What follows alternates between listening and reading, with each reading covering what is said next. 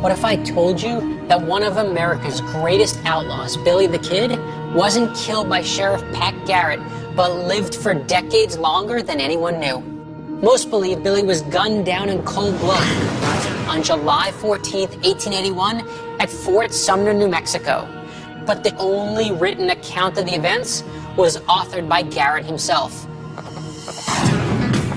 Some say there's no way Garrett could have caught the notorious gunslinger by surprise.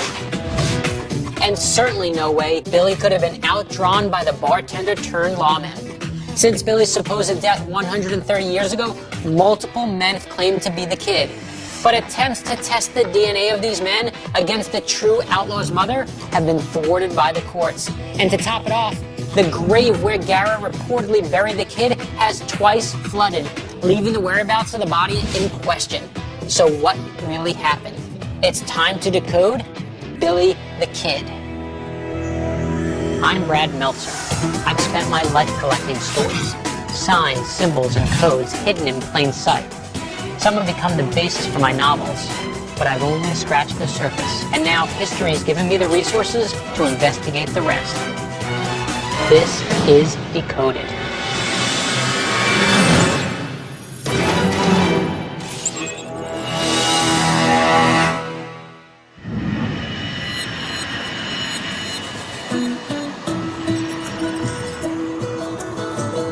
The story of Billy the Kid and Pat Garrett doesn't start at Fort Sumner.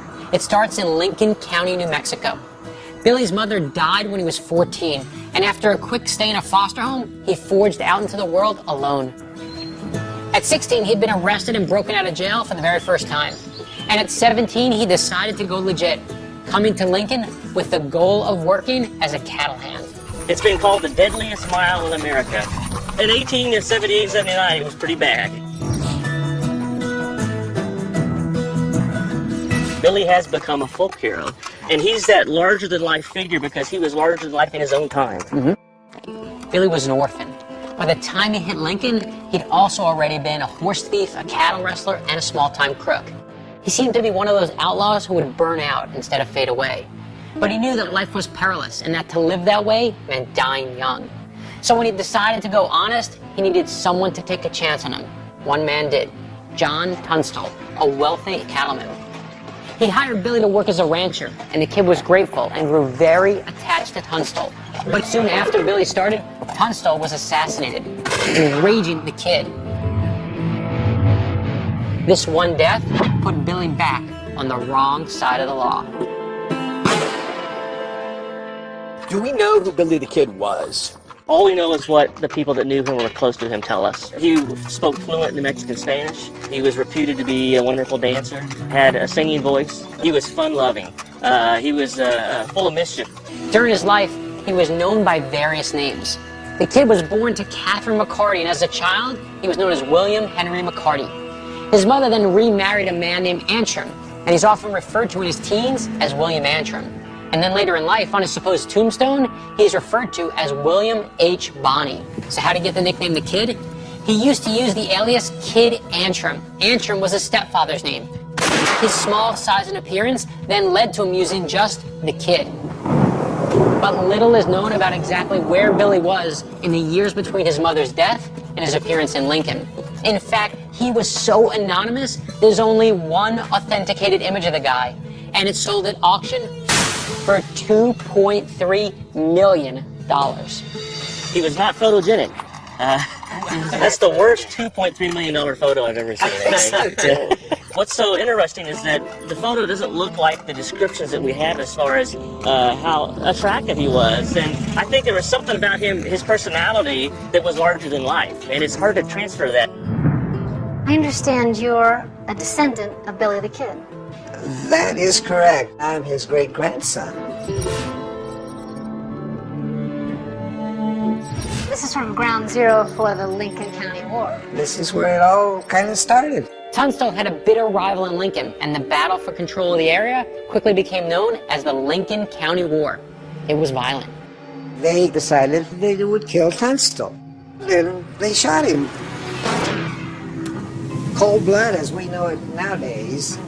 So Billy got mad. He says, no, you killed my buddy. You killed my boss. You can't get away with it. When John Henry Tunstall was murdered in February of 1878, Billy went wild. He said, I'll get some of them before I die.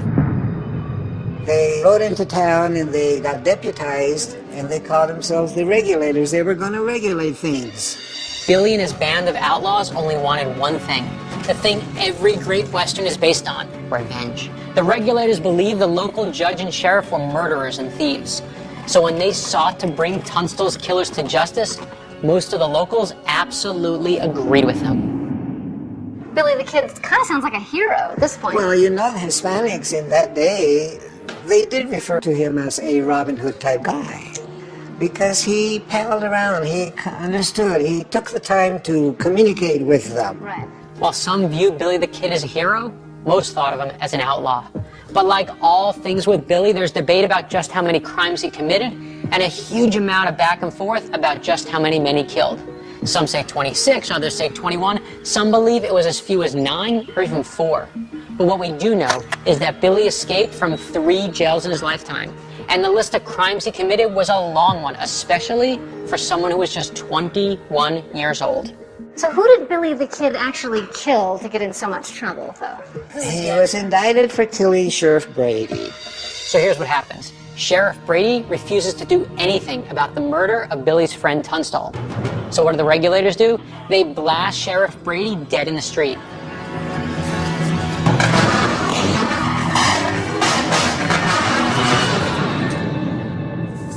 And now there's a dead sheriff, which means one thing. Someone has to hang. But Lincoln needed a brand new sheriff to track the regulators. Where does Pat Garrett come into play? Pat Garrett, he runs for sheriff, he gets elected, and he runs on, the promise, I'm going to get Billy the Kid. And he does. Before Pat Garrett was a lawman, he was a bartender and a buffalo hunter. But he was good with a gun and a logical choice to be sheriff. Standing 6'4", Garrett possessed a commanding presence, and it didn't take him long to hunt down Billy. Here's how it happened. Just before Christmas 1880, Garrett's posse tracked the regulators to an abandoned building, and he trapped them inside with no food. But Garrett was smart. He immediately started cooking, inviting Billy to come out and join him for breakfast. Billy quickly told Garrett, go to hell. But facing starvation, Billy eventually had no choice but to turn himself in. That's how Billy the Kid got captured. And that's the power of bacon. Billy was tried and he was sentenced to hang in Lincoln. The judge told the jury, who couldn't understand English, they were all Mexicans, he told them, be sure you find this guy guilty. Oh, so it was just rigged, but he's It was convicted rigged. there. He's convicted and sentenced to hang, and they brought him back to Lincoln into this courthouse and they put him upstairs. It wasn't a jail, it was just a room. And that was their first mistake, huh? Garrett had Billy under 24-hour surveillance, assigning 2 guards to him at all times to make sure the outlaw could not escape. But Billy was resourceful when he was backed into a corner. Don't forget, he'd already broken out of 2 jails. Plus, Garrett was new to the law game. He was simply outmatched by the Kid. Saying he needed to prepare the gallows for the Kid's hanging, Pat Garrett left town and made the biggest mistake of all. He took his eyes off the Kid.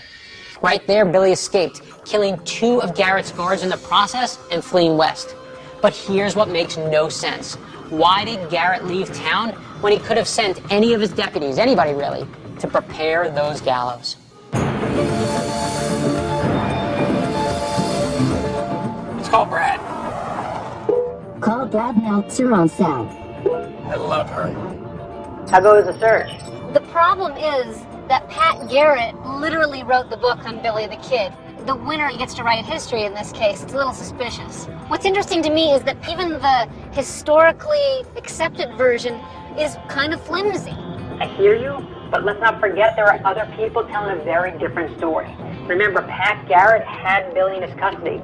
So for Garrett to kill the Kid in Fort Sumner, that means he first has to let him escape from Lincoln. If we want to test that theory, we should look into exactly how Billy managed to get out of the courthouse, kill those guards, and become the outlaw known as Billy the Kid. Well, we better put on some Western music and just giddy up.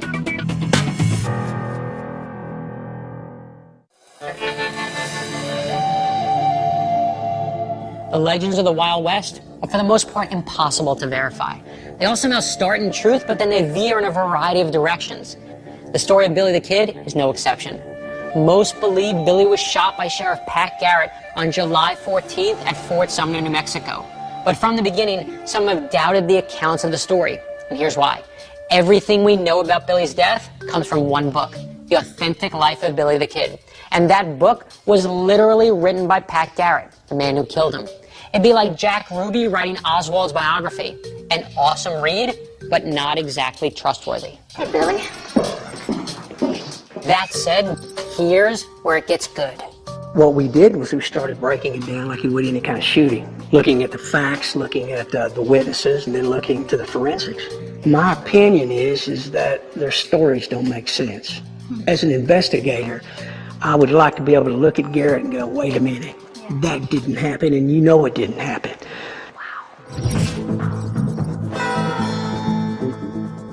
So when you look at something like the kind of historical party line, is there anything that seemed fishy to you about those proceedings? All of it. All of it. All of it. According to Garrett's book, Billy the Kid stole a gun from the armory, and as Deputy Bell tried to run away, Garrett claims that Billy shot the defenseless deputy in the back at the bottom of the stairs. Shooting a man in the back? Garrett's version makes Billy out to be a cold-blooded, ruthless killer. There were two deputies guarding the kid. Ollinger was one of them. He took 5 prisoners across the street to the Morning Hotel to have dinner. The kid was left here with Bell, J.W. Bell. We know that J.W. Bell took the kid outside to the outhouse. When they came back in is when everything gets murky. We believe that the evidence would support that there was a gun in the outhouse. Really? Wow. I thought that Billy the Kid took the gun from the officer. There's documents out there from a friend of Garrett's that says that Bell's gun was still in his holster. So that gun's accounted for. Garrett said Billy got the gun out of the armory. Others believe the kid shot Deputy Bell with Bell's own gun, and now we hear that Deputy Bell's gun was still on his belt when he was found dead. See what's happening here?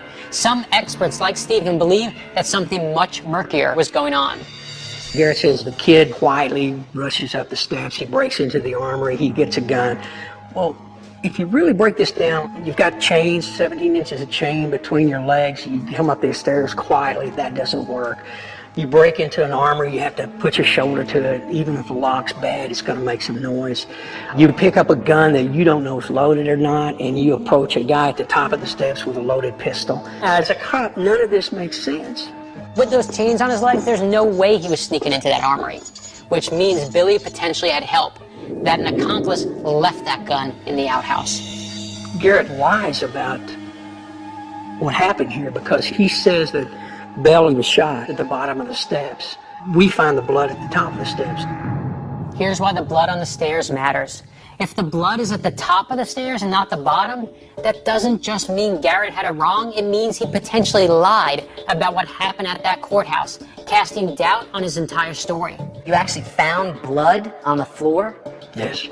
How did you do that? The forensic team sprayed luminol on the floor. Wow, so luminol was actually able to find blood that had been there for well over 100 years. Yeah, I was shocked. Yeah, me too. Luminol is a chemical compound that's used to detect blood at crime scenes.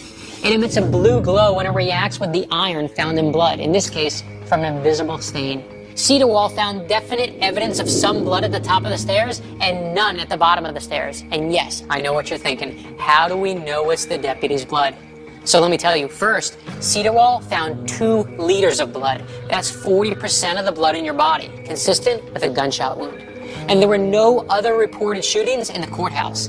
Cedarwall even found records from the time of the shooting. After Garrett left, the next sheriff's wife reports having to clean up blood right there at the top of the stairs. And then coupled with that, why is Garrett out of town when his prize prisoner is right here in this corner?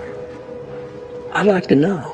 Yeah. Does that make you wonder about Garrett? It made me wonder right up front. If I'm the sheriff and I get elected by what people know about me, Right. this is the biggest story in the territory. Then there's the rumors that he was getting the wood for the gallows. Well, if I'm the sheriff, I'm going to send you, deputy, to go get the wood for the gallows. I'm going to stay here where the story's at. So we couldn't figure out why would Garrett leave. We know Garrett lied from the forensic.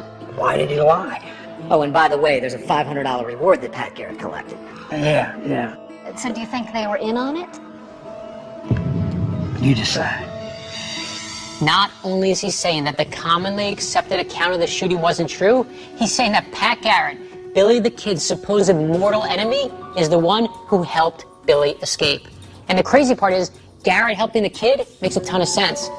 That explained why Garrett went out of town and turned his back on a known escape artist. When Billy escapes, now they get to split the reward. And think about the story Garrett told. Did Billy shoot the defenseless deputy Bell in the back as he ran away? Or was Billy forced to shoot Bell as they struggled at the top of the stairs? And if the shooting did take place at the top of the stairs, could Deputy Olinger have heard it all the way across the street? Answering these questions will go a long way to addressing whether or not Garrett was creating the story of a ruthless villain in order to make himself an even bigger hero. Let's shoot guns. All right. Yeah. I'm going to keep that up. That was a good idea. This is the scene of the crime. Right. And this is where you found the blood, here at the top of the stairs. Okay, for the reenactment, Billy didn't have this yet, so I'm going to put it down here. All right, guys, why don't I run over to the Wortley Hotel, and then I'll let you know whether I hear this thing, okay? That'll work. All right, keep in touch with me on the radio. Okay. All right. So will you take us through what happened up here? Bell is just taking the kid to the outhouse. The kid finds a gun in the outhouse, puts it under his shirt. He's coming up the steps in front of Bell.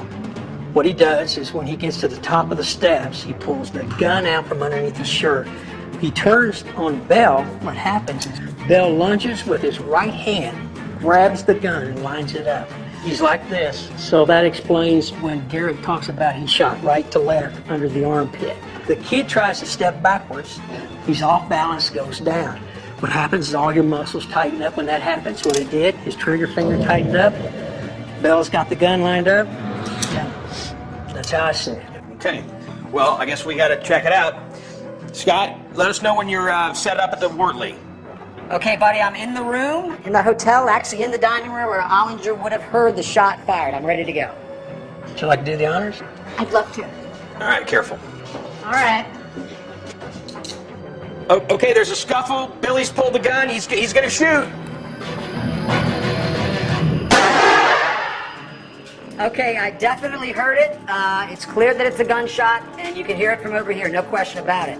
This does not jive with what Pat Garrett said happened. The blood's at the top of the steps. Pat Garrett says that the kid shoots Bell when he's 12 steps down. It didn't happen that way. It happened right here. All right, Olinger. Hey, head on over here to the corner of the courthouse, and Billy's got a double barrel for you. Okay, so Bell's down upstairs, He's bleeding out on the stairs. and Olinger is hauling ass over here to see what happened. In Garrett's recounting of the events that day, he always claimed Billy killed Deputy Bell without remorse. But people close to the kid said he regretted killing Bell, who was friendly with him. But here's where there's no dispute. The kid hated Deputy Olinger. Many have said that Olinger loved tormenting Billy, so much so that he even went out of his way to buy a new 10-gauge shotgun to guard him with. So what does the kid do? He goes out of his way to find Ollinger's new shotgun after he shoots Bell, and he lines up for a kill shot at Ollinger. So when the deputy comes running across the street toward the back door of the building, Billy's perfectly positioned to pick him off. Some may see him as a hero, but welcome to the Wild West. Billy the Kid is still a killer. So he's in that window, Billy the Kid, with that kind of shotgun. Double barrel? Shot him with his own gun. Oh, Cold, isn't with it? his own gun. His own gun. See, he had to shoot Bell, but he just wanted to shoot Ollinger. That's kind of what I'm thinking, yeah. There's no disputing that Billy killed 2 guards during his escape. But from what we can tell, the evidence doesn't line up with the account that Pat Garrett created. So now we've got 2 instances where Garrett may have lied about the death of Billy the Kid. And if that's the case, what else did Garrett lie about and why? Billy the Kid became Billy the Kid on this night. Yeah, I think if they'd have hung him, he'd have been a footnote in history. Right. When he escaped up here, kills 2 deputies, the story starts, and it's, Now he's a legend. that's it. Billy the Kid was one of the first legends of the Wild West. He was glorified and mythically deified by the press. Gunfights, jailbreaks, horse chases, Billy the Kid busting out of the Lincoln County Courthouse. Here were the beginnings of the very first outlaw story. But Billy's not the only legend to emerge from Lincoln County. Pat Garrett became a legend when he killed the kid. But as we look at the evidence, at the blood on those steps, some of his story just doesn't hold up. So ask yourself, who's the one person who could have known the inner workings of the courthouse, and the guard schedule, and the best place to hide a pistol, and who could make sure that the sheriff was out of town? I'll tell you who. The sheriff himself, Pat Garrett. So do you think that based on the forensic evidence and everything else that you've been able to prove here at the courthouse that history is changed? I think it's clarified.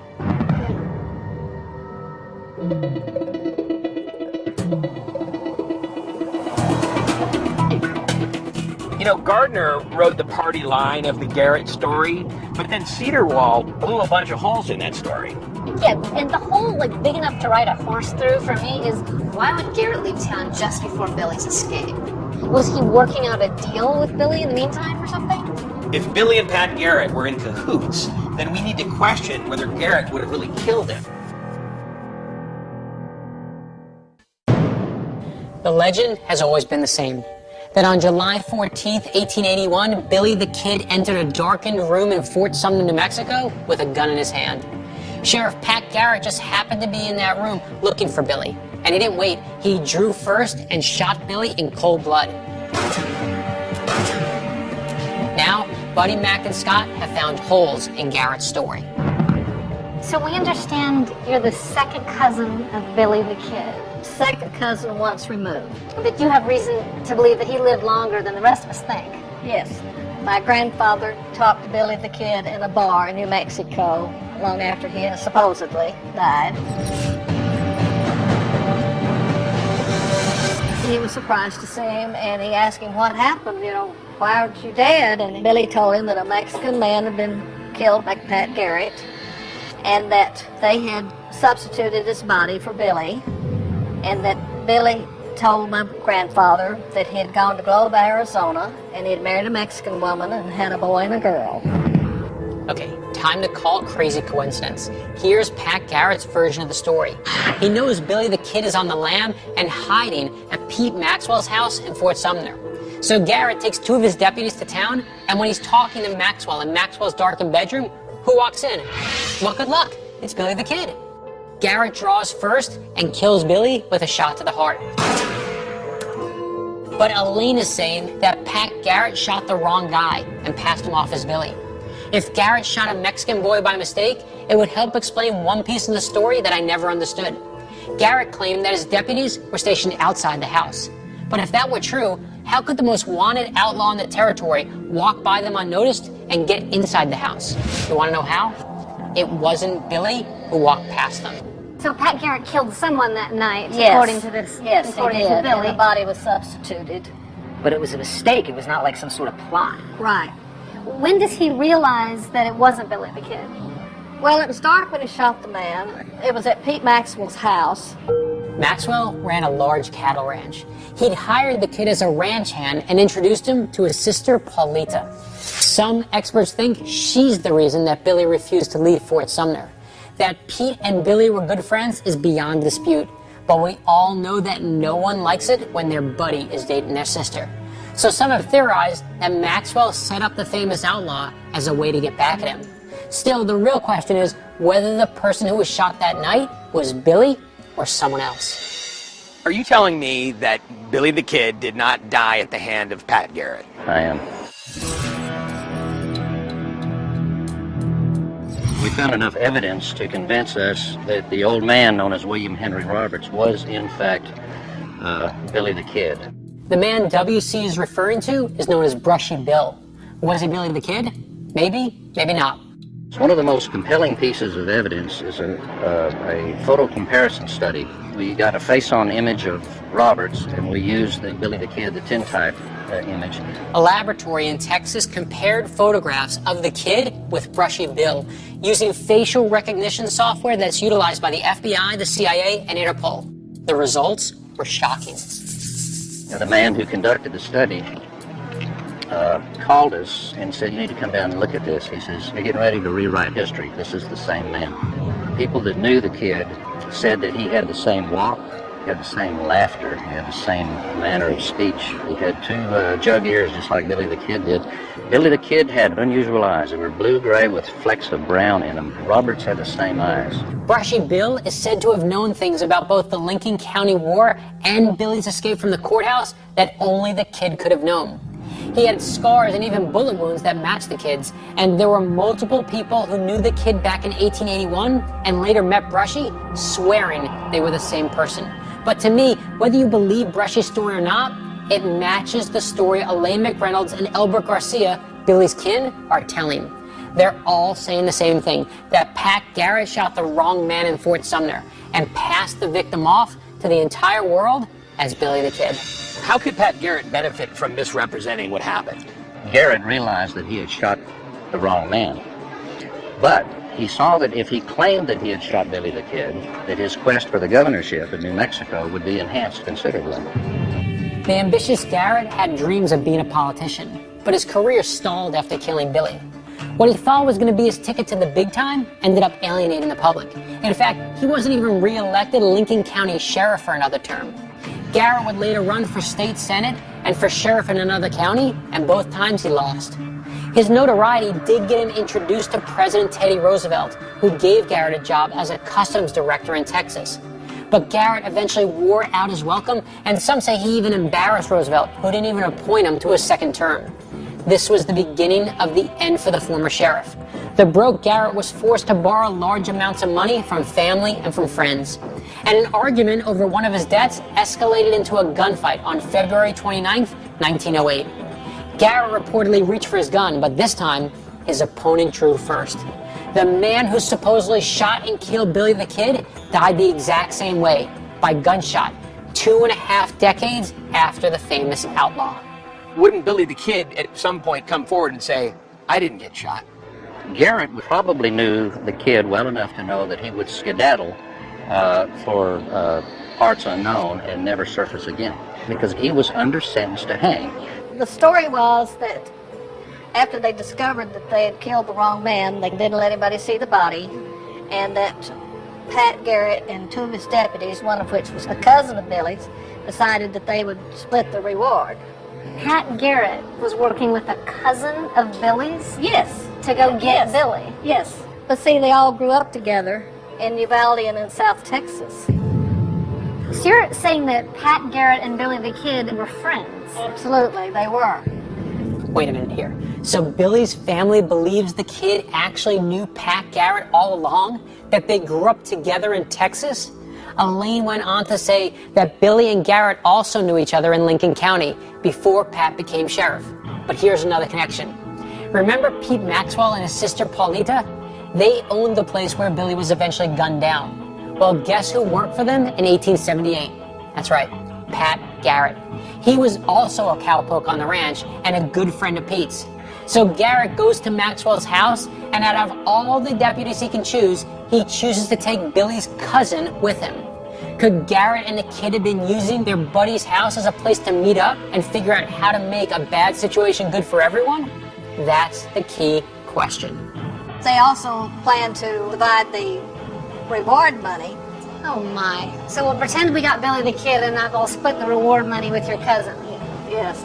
So the cover-up would have benefited Billy the Kid, but it also would have benefited Pat Garrett. If it's true, now you got the classic win-win. Billy becomes a free man and a folk hero all at once. Plus, he doesn't have to live the rest of his life looking over his shoulder worried about who's chasing him. And Garrett gets to say he took down the baddest outlaw the country's ever seen, while becoming a legendary lawman in the process. Here's the thing that troubles me, though, with this scenario, is that other people would have known Billy the Kid and would have mentioned to each other, oh yeah, he wasn't killed, and that would have gotten around. Well, my mother asked my grandfather, said, why didn't you tell anyone? And he said, I didn't want to get shot. So everyone was sworn to secrecy, and they covered it up. I started out not really believing Elaine's story, but she had pretty good answers to all of my questions. Now, it's not hard for me to believe that Billy and Pat Garrett could have been friends. Is there any scenario in which Brushy Bill W.H. Roberts, near the end of his life, would want people to know who he really was. What he said, and this is Robert's own words, he said, in the last 69 years, I have lived a good life. He says, I've lived an honest life and I've tried to do good things. And he said, I would like to be pardoned for all of the things that I was charged with. A paralegal arranged for an interview with the governor of New Mexico. This was to be a private meeting with the governor. It turned into a circus. As Brushy tries to step forward, the governor invites the press, he invites Garrett's family, he even invites the few remaining survivors of the Lincoln County War. Here's old Brushy trying to get some sort of closure. What does the governor do? He invites all of Billy the Kid's enemies to the sit-down. And the old man was very intimidated by this. It was a very nervous gathering. In fact, during the meeting with the governor, Roberts had a heart attack. And just a few weeks after that, he passed away. He had another heart attack and died on the streets of Hyco, Texas. So you just told me that from the day that Pat Garrett supposedly shot Billy the Kid, he went on and lived another 69 years and lived a happy life. He lived an adventurous life. He served in the Cuban campaign. He served in the Mexican Revolution. Okay, that's a hell of a yarn, man. In a card game, would you go all in on this? I would. Legend of Billy the Kid, it's one of the greatest stories ever told. He was a young outlaw who rode by his own code and lived hard, dying young. The Kid was renowned for his ability to escape from any jail cell, and he broke out of at least 3 of them. The legend says the Kid had large wrists but small hands, and it gave him the ability to slip out of handcuffs. So we know he escaped from Garrett's custody in April, but did the sheriff catch up to him that fateful day in July? And even more important, was the man who Garrett shot actually Billy, or was it someone else?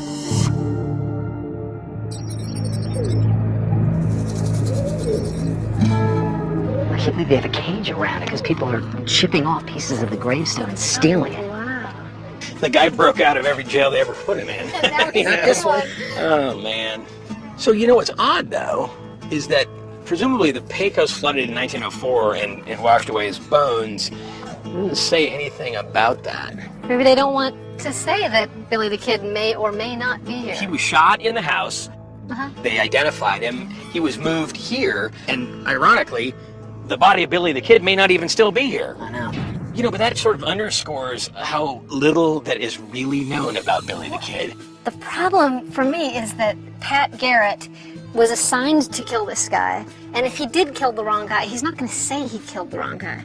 And then to publish his own story about it, you're only going to get it from his point of view. Well, I do think we have to look at under what circumstances Pat Garrett would be involved in that kind of cover-up. Morally. I mean, Pat Garrett, we could even still say Pat Garrett's a good guy. We can put the white cowboy hat back on him. He doesn't want to kill anybody else. He kills the wrong guy and he says to Billy the Kid, get the hell out of the country and I won't bother you anymore. Why take another man's life? He could have done something very ethical. I'm much more interested in who actually saw the body of the alleged Billy the Kid and whether they identified him, how many people, and exactly how they did it. And I want to know if they knew him. If they're friends of his, they're going to say, yep, you got him, that's him.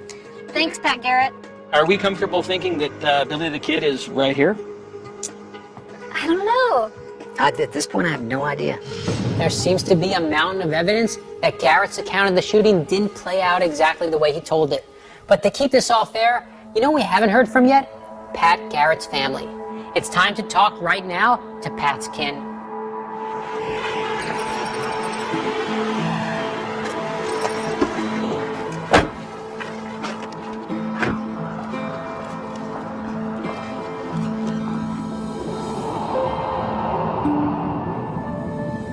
Could you tell us Pat Garrett's version of that fateful night on July 14th, 1881? I think both these men, Pat Garrett and Billy the Kid, they got to know each other. Pat Garrett knew that Billy the Kid was quick with the gun and he just might use it on anybody he wishes for any reason. Billy the Kid was already taken in by Pat Garrett one time. If he saw Garrett and Garrett saw him, one of them was going to die. What you got to remember about Garrett was he made promises to get elected sheriff. He said that if he was elected, he'd restore peace and order to Lincoln. He ran on the safety ticket, saying he'd round up the rustlers. So his first order of business was to hunt down Billy the Kid. But Billy's legendary ability to avoid the law put him on the run after his escape from custody. And Garrett, right there, found himself in the midst of a manhunt. Billy, he was extremely paranoid at that time, but he was hanging around Fort Sumner. Billy had worked for Pete Maxwell, so did Pat Garrett in the past. So Pat figured he could get some information from Pete. There are some people who believe that Pete Maxwell, who was supposed to be Billy's friend, may have been the one who turned him in. You see, Billy had a thing for Pete's sister, Paulita, and Pat Garrett used to work for him. So there's at least 2 reasons Maxwell might have let Garrett know where the kid was hanging out. So Billy's girlfriend's brother turned him in. Exactly. Wow. Well, what's a big brother to do when your sister's going out with the most notorious outlaw in the territory? Yeah, I don't blame him. Garrett went directly, with his deputies to the house. The deputies were on the porch, and he went in there. Pete was sleeping. It's about midnight. And he sat on the edge of the bed next to Pete and started to try to wake him up. And he said, hey, have you seen the kid around? The way fate has it, the kid is walking down the street to go get something to eat. And he went with his, barefooted, they say, with his gun in one hand and a knife in the other. He spotted the 2 deputies on the porch and really got paranoid. What's this? I don't know these guys. At that moment, when Garrett's like shaking him and, hey dude, wake up. Have you seen the kid? And in walks the kid. And the kid was saying, ¿Quién es? Who are those guys out there, Pete? And he comes up to the edge of the bed, and Garrett's right there, and the shadows were cast in the room, so he was hidden, and he was within a foot of Pat. Pat said I could reach out and touch him if I wanted to, and there was 2 seconds to react, and he shot. Pat shot, hit him in the heart.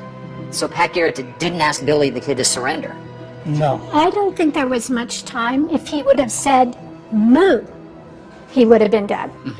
What do you all, as Garrett descendants, say about all of the alternate versions that have surfaced about what happened that night? Well, actually, you got to reflect back to why Pat Garrett wrote the book, The main reason why was because he wanted to set the facts straight.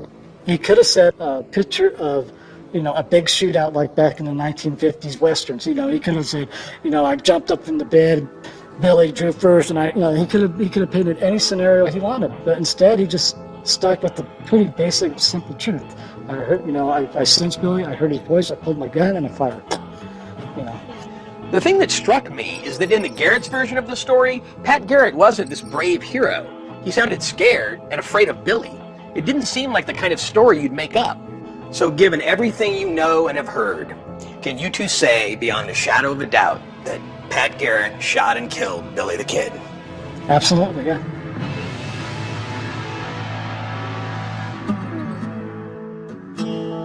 I'm just surprised at how emotional they are. It's like it happened last week. Yeah, they're pretty close to the story. The kid's tombstone stolen, tombstone recovered. Look at, the kid is very much dead. But rumors still persist that he is alive. So here we are trying to figure out what happened to Billy, and the guys run across an article that says there are some people who believe that Billy didn't die at Fort Sumner. Bet you didn't see that one coming. These newspaper clippings. Ooh, eyewitness account of the death of Billy the Kid unearthed. Whose eyewitness account? Oh, look, John Poe. It's one of his deputies who was there that night. And he became the next sheriff of Lincoln County. When was that written, Mac? Does it say? 36 years after the death of the kid. Yeah. So then you come out with your eyewitness account? I heard a groan and a gasp or 2 as of someone dying in the room. A moment or 2 later, Garrett came out, brushing against me. That was the kid that came in there, and I think I got him. Well, it's an eyewitness account of the night, but he wasn't in the room. Oh, Pat, the kid would not come to this place. You have shot the wrong man. When I said this, Garrett seemed for a moment to doubt himself, and then spoke and said, I know his voice too well to be mistaken. I'm sure it was the kid. So Garrett had a moment of doubt about who he had shot. He only identified him by his voice, not by what he looked like. Huh. According to court records, after Billy was shot, his body was laid out and various people were summoned to identify him. But you know who they brought in? They bring in members of the regulators and Billy's dearest friends. So would those people have had a motive to misidentify Billy so that he could escape from justice? That is what great conspiracies are made of. Oh, there it is. Sweet, an 1873 Winchester repeating lever-action rifle. These are awesome. Check this out. This is the original, one of 27 original reward posters. $500 to any person or persons who will capture William Bonney, alias Billy the Kid. Satisfactory proofs of identity will be required for a reward. What does that mean? They want to make sure they get the right guy before they give you the money. Garrett was given the reward, but I'm still not sure whether or not I believe he had sufficient proof that who he had was really Billy. The legend of Billy the Kid started more than a century ago, yet it remains one of the most indelible in our country's history. What was it about this young outlaw that so captured America's attention? The answer is an intriguing one. Billy captured the outlaw spirit that all Americans have deep in their core. Because let's be honest, Americans don't like to be told what to do. We abide by the law, but we push back hard when we feel like it's unjust or when we think that it's straying too far into our personal lives. That's what Billy did, and that's why he remains one of our most cherished legends to this very day. So I guess with everything we know, what do you think? I mean, first of all, is Pat Garrett's story true? I think Pat Garrett shot Billy the Kid in Fort Sumner. Yeah, there are problems in his story. There's problems with that inquest, but I have to believe that Pat Garrett, as a lawman, was telling the truth. For me, unless there's better evidence to illustrate that Pat Garrett didn't shoot Billy the Kid, I have to agree with what the preponderance of history has told us up to this time.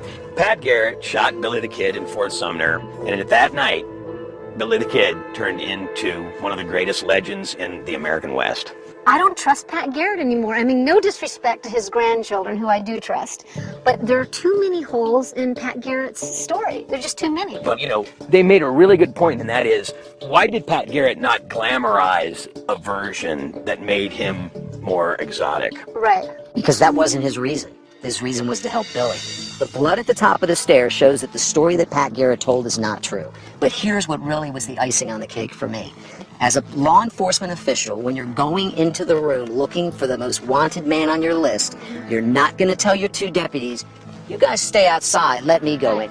And when he came out and said, I think I shot Billy the Kid, case closed, I think there was a coroner investigation, which I agree with you, McKinley, was a little bit shoddy. It sounds like it was stuffed with a bunch of friends. So I do not believe Pat Garrett's story. I do not think he shot Billy the Kid that night. What then happens to Billy the Kid? That's a tough one for me. But I'm not sure that we're able to prove with what we've heard any of the people are him. I picture at Fort Sumner a scenario like this, where Pat Garrett comes up to him and says, disappear, like go away completely. And I think that's why we don't know who Billy the Kid is after that. I think all the other people that say they were are imposters. Rustlers and outlaws don't leave really clean paper trails, as we've seen here. But, you know, this is part of the problem when you have a mythology that lives on long after the person is gone. Right. There's a reason this hasn't been figured out since 1881. I can see why. All right, well, here's to Billy the Kid. He is hard to kill. One of my favorite stories about Billy the Kid is the one that he once had dinner with his fellow outlaw, Jesse James. Jesse supposedly invited Billy to join the James gang, but Billy said no thanks. He wasn't interested in robbing banks or holding up trains. That wasn't what Billy was about. Like most of the stories about Billy the Kid, it's hard to say if this one's true. But the point is, these are the kinds of stories that people tell about him. He wasn't in it for the money or the attention. He became an outlaw to retaliate for someone killing his friend, a friend who took a chance on him. So whether Billy was working with Pat Garrett or working against him, either way, no matter who tells the story, Billy the Kid is someone who understands the value of fierce loyalty and the value of friendship. And that's the part of Billy the Kid that has lived on, long after the last shots were fired.